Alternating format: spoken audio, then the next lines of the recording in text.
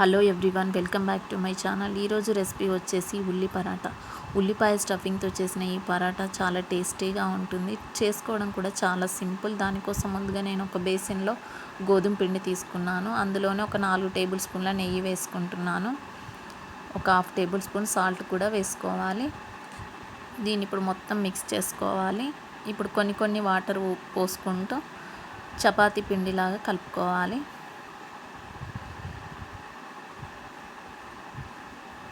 ఇలా మెత్తగా కలుపుకోవాలి. ఇప్పుడు పైనుండి కొంచెం నెయ్యి రాసి మూత పెట్టుకొని పక్కన పెట్టుకోవాలి.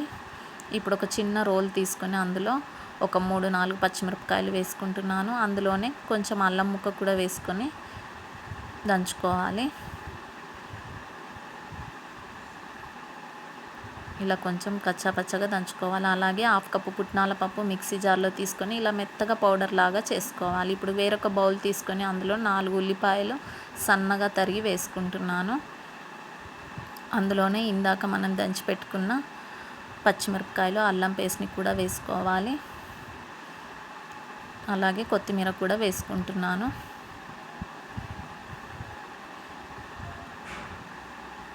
ఇప్పుడు 1/2 table spoon garam masala, 1/2 table spoon ధనియాల పొడి, 1/2 టేబుల్ స్పూన్ వేయించిన జీలకర్ర పొడి, 1/2 టేబుల్ స్పూన్ కారం, 1/2 టేబుల్ స్పూన్ సాల్ట్ వేసుకొని అందులోనే ఇందాక పౌడర్ చేసిన పుట్నాల పప్పు పౌడర్ని కూడా వేసుకొని మొత్తం మిక్స్ చేసుకోవాలి. ఇప్పుడు చపాతీ పిండిని ఒకసారి ఇలా మొత్తం మళ్ళీ కలుపుకొని ఉండల్లాగా చేసుకోవాలి.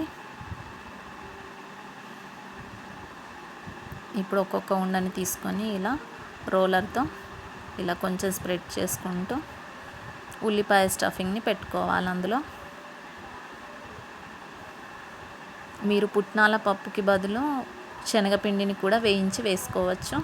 అలా వేసుకోవడం వల్ల ఉల్లిపాయలో వాటర్ రాకుండా కొంచెం అది పీల్చుంటుంది పిండి. అందుకోసమనే పుట్నాల పప్పు వేస్తారు. ఇలా స్టఫింగ్ చేసుకొని ఇప్పుడు రోలర్తో మనం చపాతీలాగా స్ప్రెడ్ చేసుకోవాలి. ఇలా పొడిపిండి వేసుకుంటూ రోలర్తో రోల్ చేసుకోవాలి. స్టఫింగ్ ఒకవేళ బయటికి వచ్చినట్టు అనిపిస్తే మీరు పొడిపిండి వేసుకుంటూ చేసుకోవాలి. చాలా టేస్టీగా ఉంటాయి, సూపర్గా ఉంటాయి. చేసుకోవడం కూడా చాలా సింపుల్ అండి, తక్కువ టైంలో చేసుకోవచ్చు. ఇలా మెల్లిగా స్ప్రెడ్ చేసుకుంటూ చేసుకోవాలి.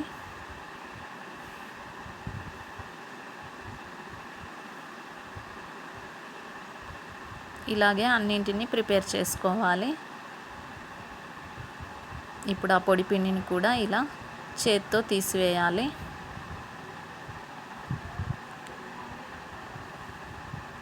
ఒకవేళ స్టఫింగ్ బయటికి వచ్చినట్టు అనిపిస్తే పొడిపిండి వేసుకుంటూ చేసుకోవాలి.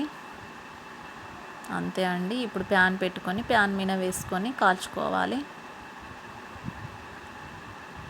వెనుకకు తిరిగేసాక ఆయిల్ రాసుకోవాలి చివర్లకి.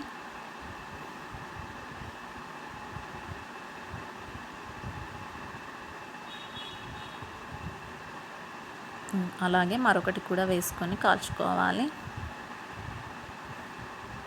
పిల్లలు చాలా ఇష్టంగా తింటారు. మార్నింగ్ బ్రేక్ఫాస్ట్లోకి అలాగే లంచ్ బాక్స్లోకి చాలా బాగుంటుంది.